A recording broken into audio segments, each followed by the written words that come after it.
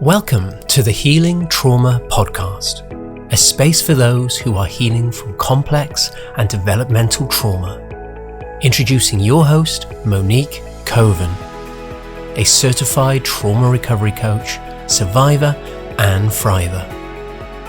The intent of the podcast is to provide helpful information with insight that can validate, encourage, and support you on your healing journey.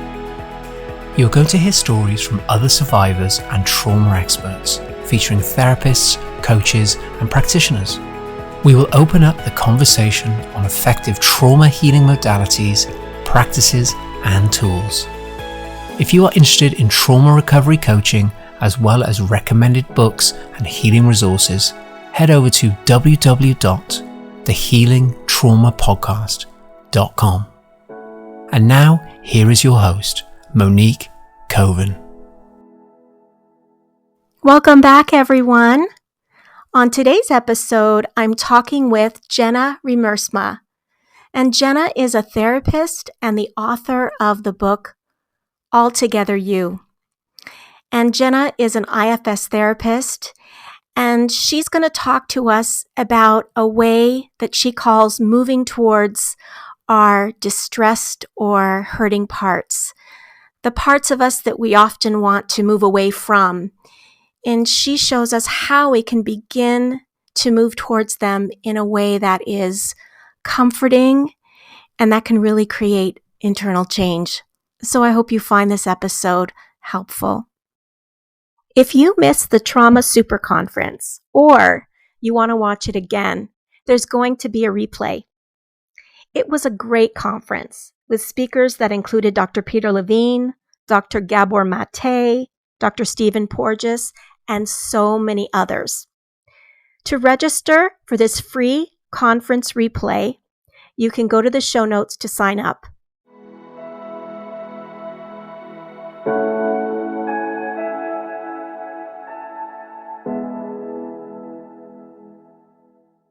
Hi, Jenna. Welcome to the podcast. Hi, Monique. It is so good to be here with you today. It's so good to have you. I'm really looking forward to our chat. I found you through, I don't know how, but I found you and then I started watching a lot of your different YouTube videos and listening to your podcast episodes. And I said, I want to have her on here because so interesting the way that you explain IFS, internal family systems, and how it relates to ourselves and our trauma. Yes, well, I'm so excited to talk with you and your listeners about it. IFS has changed my life, and it's changed the lives of my clients, and I find it to be the most helpful way of viewing ourselves and our healing and approach to healing from trauma that I've ever encountered. And so I just can't wait to talk about it. Great. And that's what I really try to do, because I remember when I was starting out my journey, it's like, what do you do first and what's helpful? And I feel that we need to have the options. We need to understand. But the most important thing to know is that there are options.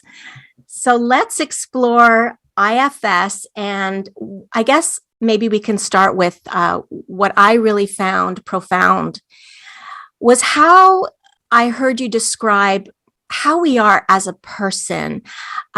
And maybe you could just take it off from there. Yes. Well, IFS is a model of therapy that was created by Dr. Richard Schwartz about 40 years ago, and it has exploded in popularity, largely because it is so profoundly healing and so filled with grace.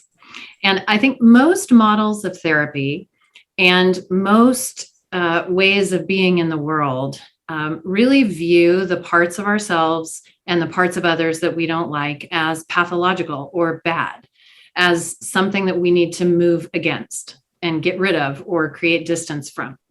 IFS has a very different way of viewing ourselves as people. It really views us as profoundly good, and it helps us to realize that we have a core self, what IFS calls our core self. Many spiritual traditions would call that the God image within us, or the Buddha self. There's many different ways to refer to it, but it is in you, in me, in every single person at all times. And it is fundamentally undamaged. No matter how much trauma we have experienced, it is always there. It is always positive, and it always has divine healing energy. But we also have many different parts, and our parts are wonderful aspects of us that do many wonderful things in our lives. But when we encounter trauma, our parts become burdened, and our burdened parts get stuck back in those traumatic experiences. And when they encounter something in our daily lives that reminds them of that experience, they flood forward and take us over, and it's excruciatingly painful. And we feel the age of that part. We feel the feelings of that part. We even feel the physical sensations of that part. And it can be very confusing because sometimes parts of us take us over in rapid succession. So 1 minute we may be feeling totally flooded with shame, and the next minute we may feel nothing at all. 1 minute we may be raging, and the next minute we may be begging somebody not to leave.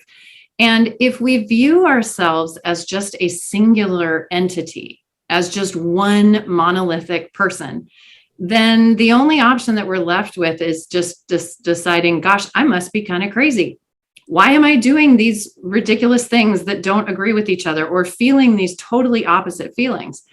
Something's really wrong with me. I'm really bad.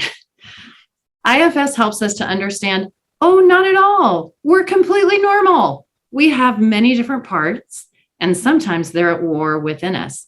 And it always makes sense why. And the way that we can help them is not to move against them by shaming them, trying to push them away, lock them in the basement. It's actually by bringing the loving kindness of our core essential self, or the God image within us, to all of our parts, and moving toward them with love and compassion in the way that they needed someone to a long time ago. And that is the key to healing them and transforming them into what they were originally supposed to be in our lives. And it gives us such a compassionate way to understand the mixed up feelings that we feel and the mixed up behaviors that we do that don't seem to make sense on the outside. When we understand, oh, it's the inner experience of our different parts when they get triggered and flood and take us over. And when we move against them, it actually makes our pain and shame and extreme behaviors worse. And when we move towards them, which is not to say that the behaviors they're engaged in are okay, they're not. But when we move toward them with love and compassion, that is what helps them to heal. And this is a profoundly transformational message. We do not see the world this way. And when we begin to put this compassionate, loving lens on to view our own trauma experience, our shame melts away, our self-compassion increases, and our healing and self-understanding multiplies exponentially. Wow. So much there, and so much compassion. It's like I'm listening to you describe how to approach a part that might be really hurting in such a loving way. And yeah, we tend to push it away like we've always done.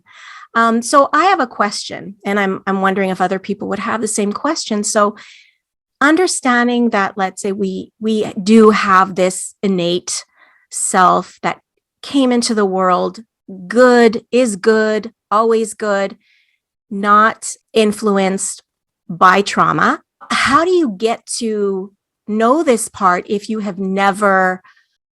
really feel like you have no access to that part? This is such a beautiful question. And the way that I liken it is our self is not a part of us. It's who we truly are. It is us. But what happens is it's always present, kind of like the sun is always in the sky. But I can't always see the sun because clouds come over it and come between the sun and me. So it becomes obscured, and I can't feel its heat quite as much on a day like today, where I am here in Atlanta. It's raining and cold and there's clouds covering the sun. I don't see any sunshine. I don't feel the heat from the sun. I'm not likely to get sunburned if I go outside. Like none of the effects of the sun are going to impact me, not because the sun isn't there, but because the clouds are covering it. And the beautiful truth of who I am and who you are is that the core, divine, beautiful, positive, loving, healing essence that is you and is me, it is always there. But especially for those of us who are trauma survivors, when we have many burdened parts, they take us over frequently, just like the clouds obscure the sun, and we don't have access to our core self because our parts are running the show. So we might have strong parts that want to please people or do things perfectly or isolate or dissociate or get flooded with shame or fear or any number of things. When those parts take us over, we don't have access to our core self, to who we truly are. And we kind of instinctively know this without knowing the model at all, because we might wake up one day and somebody says, "Hey, how you doing?" And we might say, "I don't know, I'm just not quite myself today."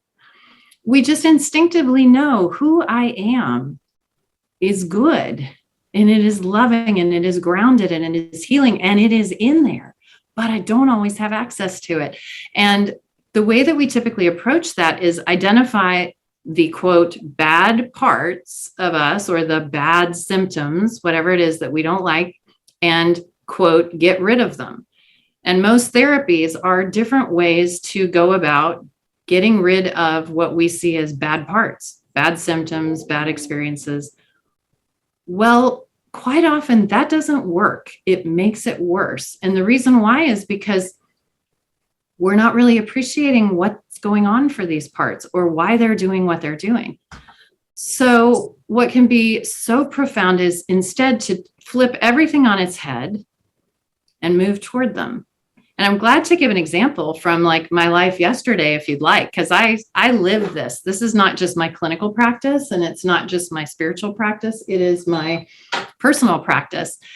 So as we're recording this, it's the week of Christmas. And COVID rates are spiking. Pandemic is just escalating at an exponential rate.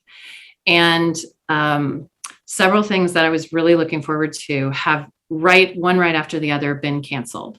I had a really significant trip that I was going on that's been canceled. My daughter had a really significant trip that was canceled. My parents are no longer coming for Christmas. And all of these things in my adult awareness make total sense. It's COVID. Some of these things are just getting canceled. I feel disappointed. But what I've noticed is that the part of me that feels alone and abandoned has gotten triggered, and it's flooded. So it's taken me over, just like a cloud comes across the sun, and I no longer feel all the qualities of my self-energy. And those qualities, we have a shorthand for that. We call it the 8C qualities. And those are things like courage, compassion, connection, creativity, lots of wonderful qualities. Well, I don't feel that way when this part of me takes over. I feel really alone and abandoned. And that part of me is a wounded part from my early life experience, from specifically some bullying, pretty brutal bullying that I experienced in high school, lots of rejection and bullying. And there is a wounded part of me that still carries that pain and that trauma and feels alone and rejected. It's very clear that no one in my current life is changing plans because they're rejecting me. Like my thinking brain knows that, but this part of me that carries the burden of alone and rejected doesn't know that. And my current circumstances are triggering that feeling, and it doesn't feel good. It's taking me over. So if I was going to move against that, which is what we usually do, I might try to get busy so I don't have to feel it. I might try to think my way into feeling better. Like, you shouldn't feel that way. Don't you know this is COVID and things have to change? There's lots of ways. I might try to avoid feeling the feelings by eating lots of Oreo cookies, which that's still not a bad plan. I'm kind of on board with the whole Oreo situation.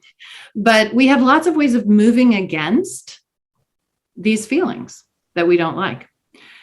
If I was going to move toward it, I might use the shorthand for some of these models, internal family systems, polyvagal, that I have created that I call move toward, not surprisingly. And it's just 3 simple steps: notice, know, and need.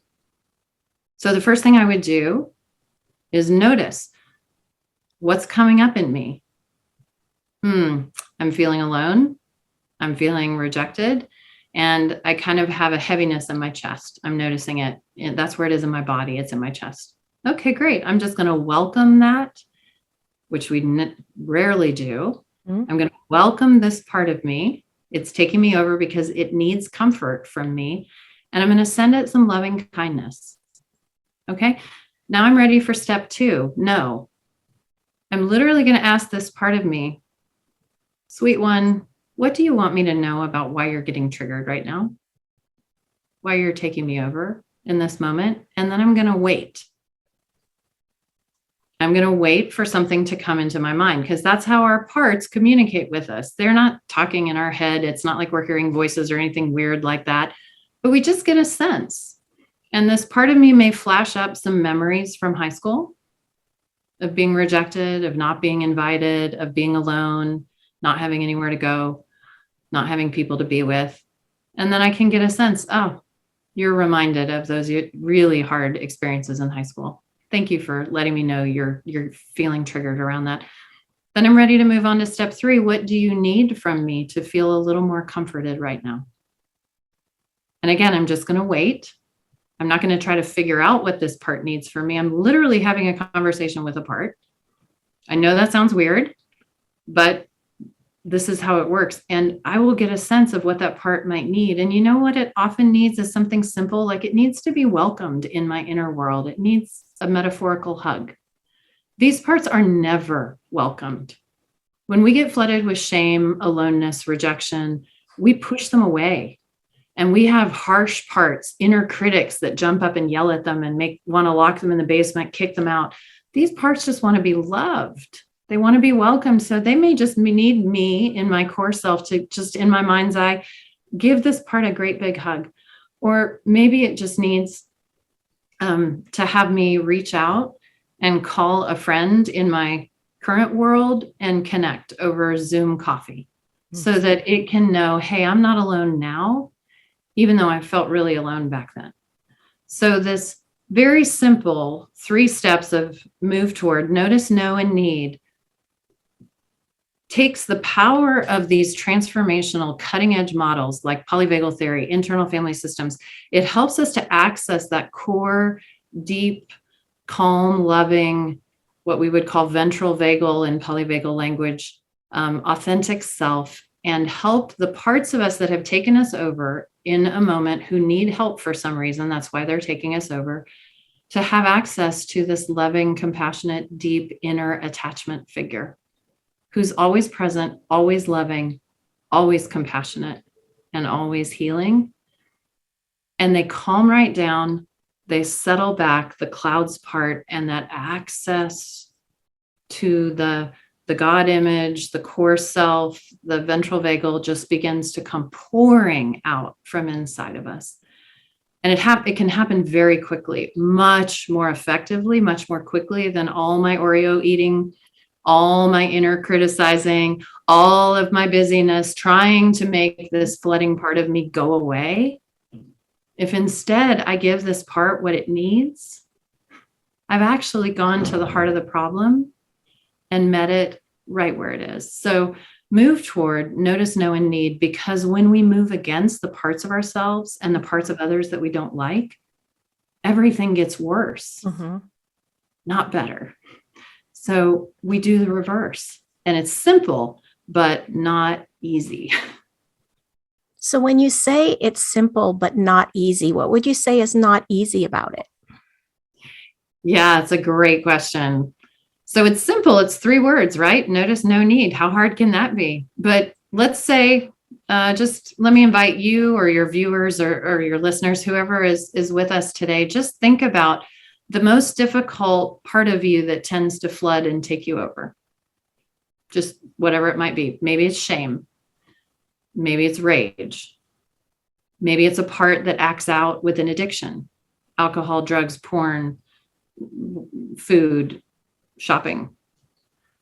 Maybe it's a part that cuts or has suicidal ideation. Maybe it's a part that feels broken, rejected, worthless, undesirable, alone, afraid, unsafe. Just to do the first step of move toward to notice what is coming up in me and send some loving kindness to it. Forget the next two steps. Just that one step is wildly transformational. That's the last thing we want to do, is notice and compassionately, lovingly welcome these parts and these feelings. We do everything but that, and it always makes our pain worse. So it's very simple and very difficult, and very transformational. It changes everything. Yeah. I'm just thinking about, even when I've had conversations with people that I work with, and when we, I'll use a language of inner child, or just even talk about that, you could see right away that the walls go up. Whoop, self-protection. So I could see that is what could happen when you start to want to go close to it, because it's so vulnerable, that place. Yeah. But you're right, that place is still needing and wanting our attention. And, it just makes me think about how we know how to give our dog or our child or our great friend or good friend or stranger compassion, but it's so hard to turn it towards us when we need it. Yeah. That's right. And the reason that parts take us over is because they're desperately needing that very thing that we feel is so difficult to give them. When we meet them the way that we would a hurting child or our dog or a neighbor who is in trouble, we would embrace a child, a dog, a neighbor, and we would love them and shower them with loving kindness. When our own parts come forward and flood us, that's what they're looking for from us. And we have the capacity to offer it to them. It's just, if you're like me, nobody told me I could do that. I just always move against my parts until I learned this, because that's the only thing I ever saw modeled and taught. And that's what our world falls back on in every conceivable way.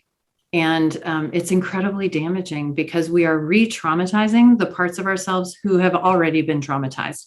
They've been traumatized in the world outside of us, and now we're re-traumatizing them inside of us at the very moment that they're flooding forward to let us know that they need help. And I love how you said, like, we can be aware if we're talking with someone and a vulnerable part comes up and the walls go up. Now we simply move toward the wall. The wall is the part that is now present, and it's taking over because it has some fear that our core self can't handle that vulnerable part. So we just notice what is coming up in me. Oh, I just went kind of blank. I'm not in touch with that vulnerability anymore. It just went away. I feel really numb right now. I'm just kind of empty. Wonderful. Can you just welcome that emptiness, that blankness, send some loving kindness toward it? Can you ask that wall, that blank, what does it want you to know about why it jumped in just then? Maybe ask it where it first learned how to try to protect you by shutting you down from vulnerable feelings. What does that wall need from you right now to feel just a little more comforted, a little less panicky, so it doesn't have to take over quite as much? So there's a beautiful phrase that we have in the IFS world. I think it's really powerful, and it's this: what's in the way is the way. Whatever is presenting in the room is the way. There are no bad parts. There are no unwelcome parts. All parts of every person are welcome. There are parts that are stuck in some bad roles, but when they show up in the room, they are welcome, and they are the way to the healing, no matter what they're doing. Now, All parts welcome doesn't mean anything goes. It doesn't mean that if somebody else in our life has a part that's abusive, addicted, manipulative, hurtful, dangerous, any of those things, that we just sort of, oh, well, all parts of you are welcome. Just come on in here and abuse me, or, betray me and be remorseless and continue to do it. Like, that's not it. But the beautiful thing about this is that when we move toward all of our parts and access that core self inside of us, it is from that place and that place only that we have the wisdom, the clarity of thinking, and the courage to know what our healthy boundaries are and to set and hold them when someone in our life has a dangerous or hurtful part. And this, I specialize in working with addiction and betrayal trauma. So I do this with clients a lot, but people really struggle with this concept of boundaries. How do I keep myself safe when someone in my life is not safe? And most of the time, what people call boundaries are things that are thrown out from parts of them. Mm-hmm. So an angry part will take over and say, that's it, I'm done, I'm divorcing you.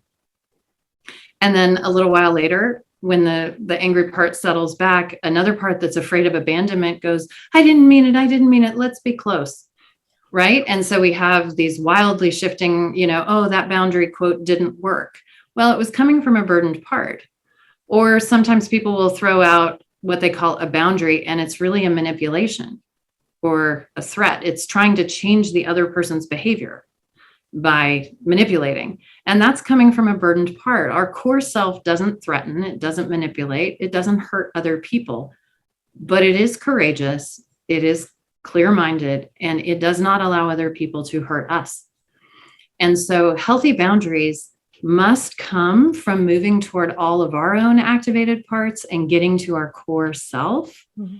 And it is from there that we set and hold healthy boundaries with people who have burdened parts that are hurtful to us. And that is key. All parts welcome does not mean anything goes. It means that the best way that I can heal my parts is to move toward them, to welcome them. And the best way that I can love myself and others well in a healthy, boundaried way is from my core essential essence, the who I truly am. And that is my place of deepest inner wisdom. And these are profound, like life-changing, but very simple concepts. So when I say simple but not easy, that's a little taste of what I mean. Yeah. And I'm thinking, when we talked about the wall part, that wall part could be the one that part is the one that could be setting the boundaries. Well, wall parts will certainly try to, but any boundary coming from a part of us is not a healthy boundary. Mm. So a wall, when we have wall parts that go up, they're typically trying to protect our vulnerable parts by shutting everyone out. So they are not able to let in what is healthy and good. They tend to be parts that shut everything out. And as a result, the vulnerable parts behind those walls feel even more alone and more isolated. And so wall parts really don't set and hold healthy boundaries, although they're sure trying to. Mm-hmm. All of our parts are well-intentioned. They're all trying to help us in some way that makes total sense once we understand the story behind it. But all of our burdened parts are trying to help, and they always make our pain worse. And that's pretty profound if we think about it. Let me give you a couple of examples. Like a wall, for example, if early in life we learned that our early attachment figures, let's say mom and dad, were very volatile. One day mom is loving and kind, and the next day she's drinking and abusive. And we have parts that don't know what to expect. We can develop wall parts that show up and are like very hypervigilant, like who's in the room? Is it scary? And the minute they feel anything that feels like scary energy, they shut everybody out. Well, these are precious parts. They're trying so hard to keep us safe from that danger. But of course, in the long run, they wind up isolating us from relationship that could actually heal What's happening there? Same thing with the types of parts that tend to come into my office: addicted parts, alcoholic parts, sexually addicted parts. People come in and they typically, let's say, get into a pattern with pornography addiction, where they have parts of themselves that feel rejected, unwanted. And gosh, a part goes, I got a solution for that. Let's look at some porn and masturbate. And it makes it better in the short run, because for a hot second, there's a little hit of dopamine and reward. And then in the long run, it makes it worse, because now you've distorted your intimacy, your ability to be intimate with a real human, because you're programming your brain to only be able to respond to supra-normal stimulus. And you're also harming probably your partner, or your partner to be is going to feel betrayed by that in some degree. And you've created pain in the relationship that actually could help the part of you that's feeling rejected. This is true with alcohol parts, cutting parts, suicidal parts, or let's take a suicidal part, for example. Very often suicidal parts are jumping in because the pain is so great, they see no other way to make it stop. None of the other parts seem to be effective enough. The pain is overwhelming the inner system. So a suicidal part may jump in and say, look, I've got this, guys. I'm going to take you out. And this is the way we can make the pain stop. Well, of course, that could work in the short run and definitely makes it worse in the long run. But that's an extreme example of a role that a part could get in. All of these parts, let's take raging parts.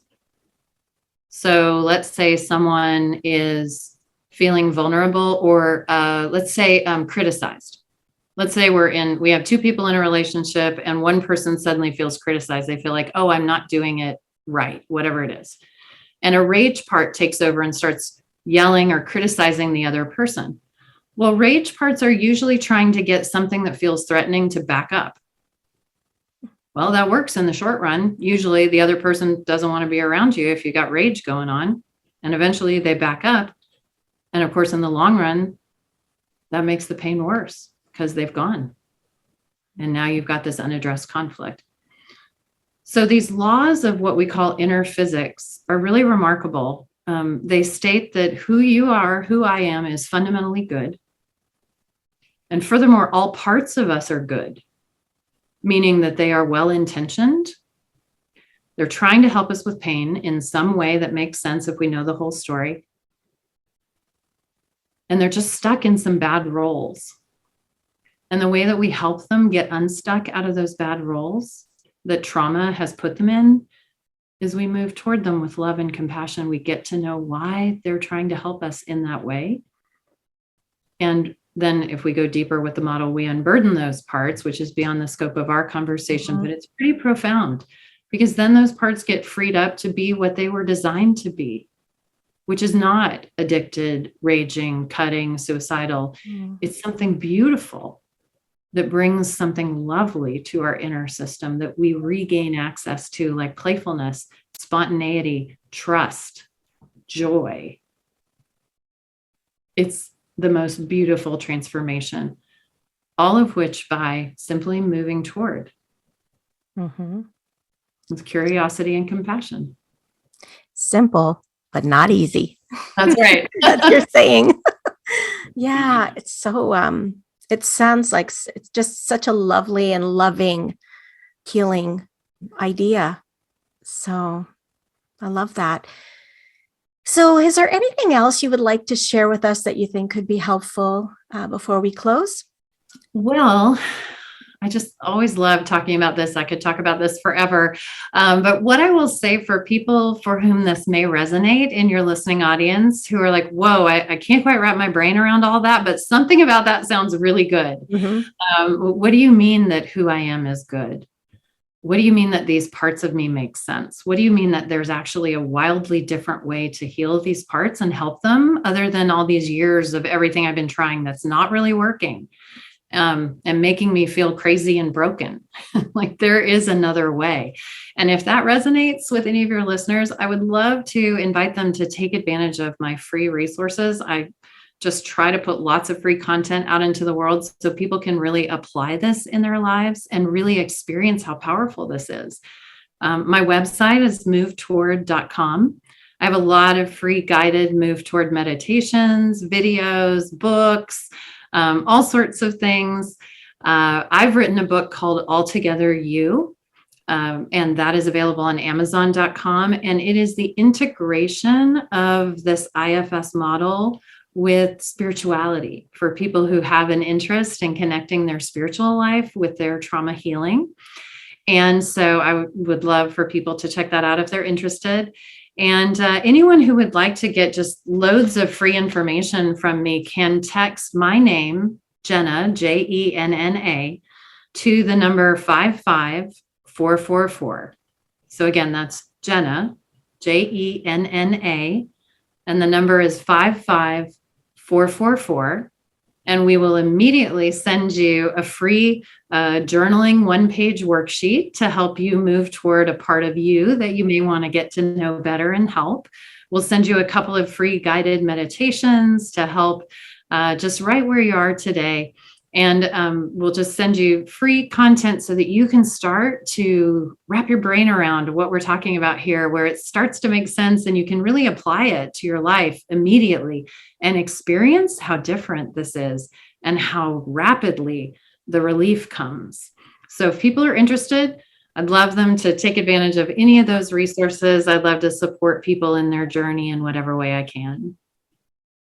Great. Thank you so much for sharing with us today. It's been my pleasure. Thank you for the beautiful work that you do in the world and really caring well for people who are healing from the effects of trauma. I'm grateful for you. Thank you.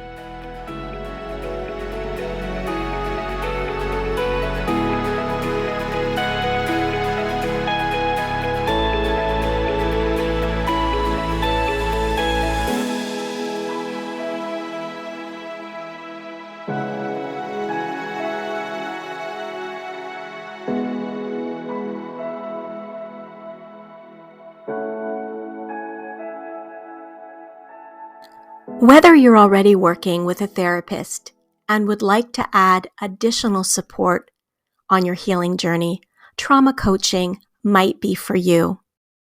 Or perhaps you've worked with a therapist and you're looking now for coaching support.